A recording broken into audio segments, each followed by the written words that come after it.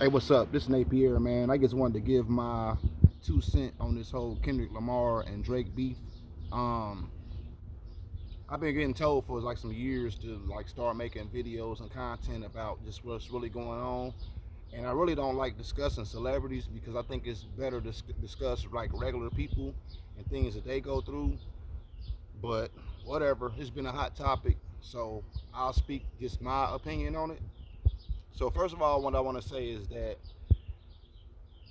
I've never heard the whole Drake album because I've never been attracted to Drake. I always just thought Drake was like a industry plant, like from the beginning. I remember like back in like 2009, 10ish, I ended up writing this rap with these dudes one day, and they were so mad that I was saying all this stuff about Drake and Lil Wayne in the rap. And it was a pretty hot rap, but I don't really remember it no more. But anyway, so I ain't never been a fan. Plus, when Jay Prince and them discovered him and didn't keep him and let him somebody else take him, I knew that it was a reason why. Because nobody's gonna pass up that opportunity to make money off somebody that they feel like is gonna be a superstar. Um, and he still got paid on the back end of it, but as far as I know. But the fact that he wouldn't want to keep that artist for his own when you don't really have a lot of artists and just give him the baby and put him over there with Lil Wayne and Nicki Minaj. So this is my whole thing. I think the conflict is because a lot of younger people, y'all grow up on a lot of fake stuff. Like we grew up on a lot of real stuff, and it's not even just rap music. It's like movies, food. I mean, McDonald's tasted way different 20 to 30 years ago than it tastes now. Burger King tasted way different than it do now. It's worse now. It don't taste like it. If y'all could have tasted a Whopper back in like 1990 or 1980 something or whatever, then y'all would understand what I'm saying. Y'all growing up on a lot of fake fruits. Fruits don't have no seeds in it. We didn't grow up on that. We grew up on fruits where you had to pull it. If you ate a watermelon, you was spitting out seeds. So I'm using that analogy just because it's the same thing with Kendrick Lamar and Drake. Now, a lot of y'all call Kendrick Lamar a fake revolutionary or whatever, but have y'all ever heard Kendrick Lamar's first two albums, Section 80, and the other one is, I can't think of the name of it, but there was two albums out that's before he got signed with Drake. Section 80 is probably my favorite Kendrick Lamar album, but Kendrick always kind of been on that same vibe. And the difference is that when you're rapping about real stuff and you talk about real issues, no different than Lupe Fiasco or anybody else. Lupe had Grammys and everything coming out the top. He just got blackballed. So that's the difference. Is when you're rapping about real stuff that people can really relate to, you kind of elevate yourself more. That's like, that's like with anything. If it's something that's real versus something fake, the fake's probably gonna lose every time.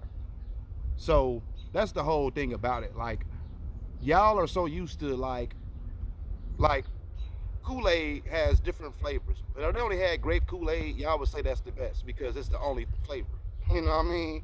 But when you got 20 different flavors that you could choose from, and that's the difference. Back then it was a balance. That's what all this new rap music.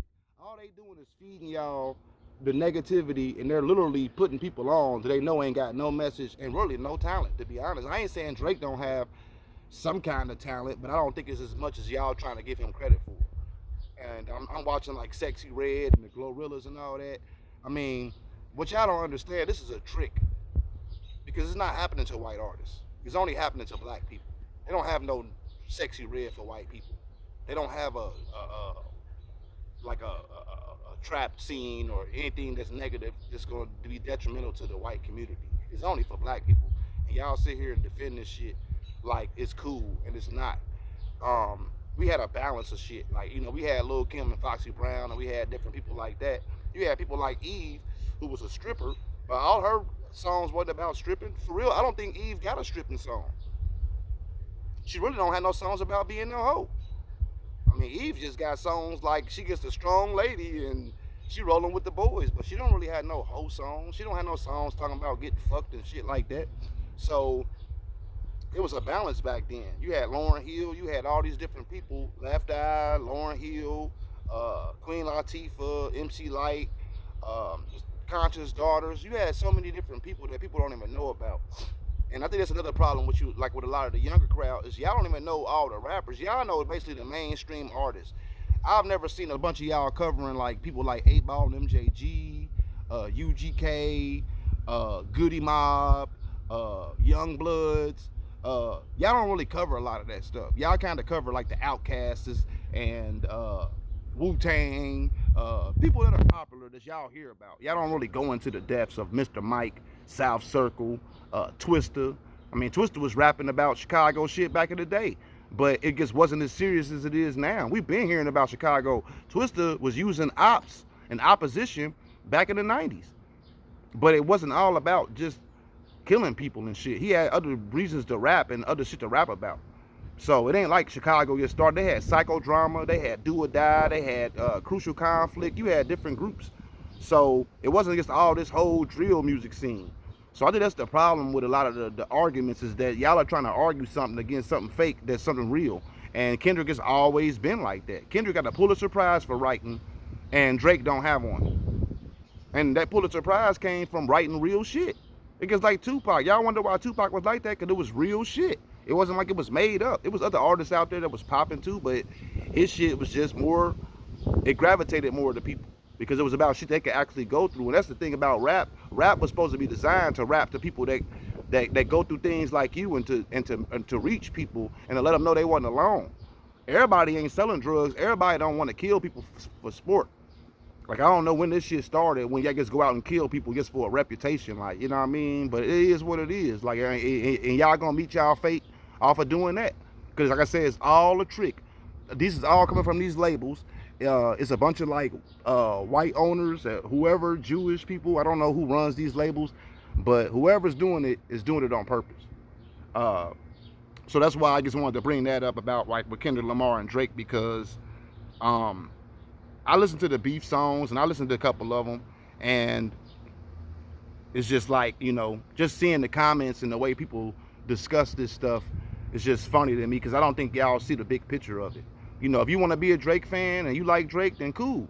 But don't try to like make it seem like something wrong with somebody else because they don't want to gravitate towards that, because Drake don't appeal to everybody. You know what I mean? And that's the difference. Like, I've watched Kendrick go out and take chances and do all this different stuff. Like I said, I like Kendrick's music. I think it's just more well-rounded for people to gravitate towards. He's just got better concept songs than me. If These Walls Can Talk is a great concept. That's a genius song. And it's about something sexual, but the lyrics aren't just super overhyped sexuality. You got to think about the shit. So that's what makes it a great concept, is to think. That's what rap has always been about, is thinking.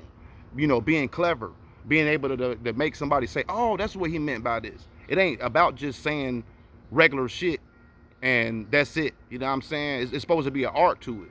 So that's why these artists like Kendrick Lamar and them outshine people like Drake, because they're doing it from a creative, inspirational place. Drake's just making music for y'all to dance to and shake to, and that's it.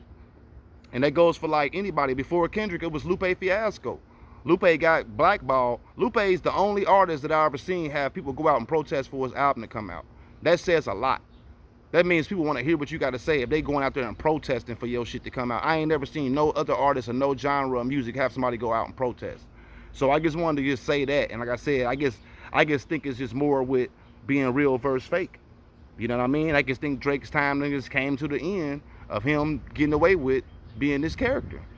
Like I said, I don't even know how somebody comes off of a TV show. Like, this would have never happened in the 90s. They would have never had a Drake, because once you got on Nickelodeon and tried to come off of that wasn't going down. You know what I mean? People was mad at MC Hammer for real. You know what I mean? But see, MC Hammer could fight and shit, so that's what kind of kept him around, that he wasn't just going to take it like that. He wasn't going to let people just bully him out the way. But there's a lot of artists that got bullied out the way in the 90s. That if they found out you was fake and you was lying about your lifestyle, you was getting off the scene. It was a girl that just died named Boss. Boss was like a big thing for a little bit until they found out that she was from the suburbs. And then we didn't hear from Boss no more.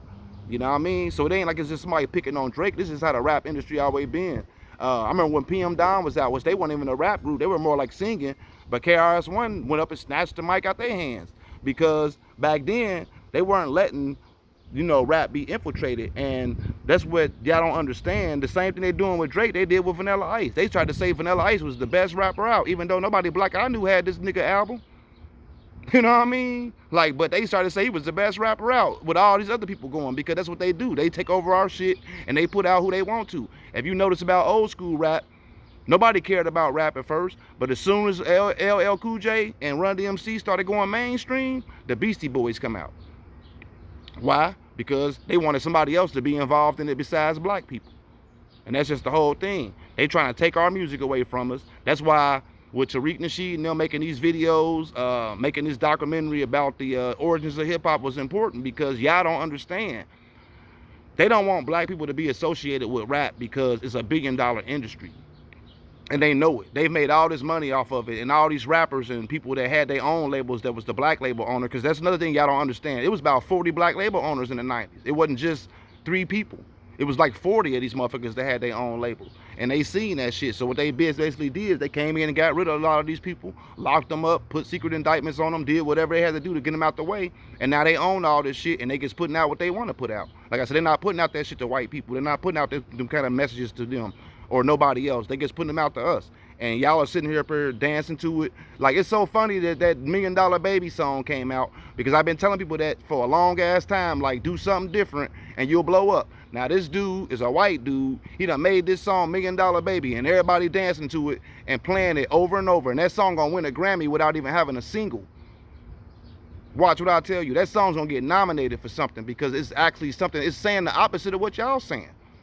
It's saying, I'm not a gang banger. I know right from wrong. I do this, you know what I mean? And all that drill shit that y'all making is not gonna surpass that song. I'm telling y'all. But the sad part about it is that it took for a white dude to make it. Y'all, it wasn't cool enough for y'all to make that song, but everybody black dancing to it though. That's what's funny about the shit.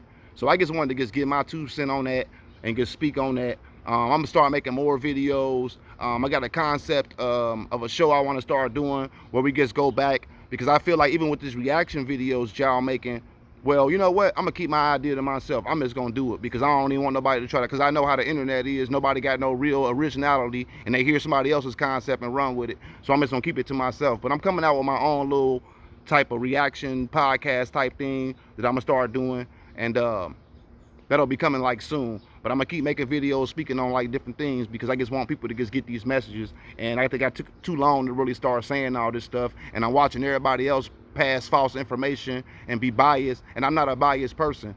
I'm a fair person, and that's just what it is. And I'm a real person. I don't jump on sides. I look at all the evidence presented to me, and then I make a decision. So y'all have a nice day. Peace out. Like I said, keep tuning in.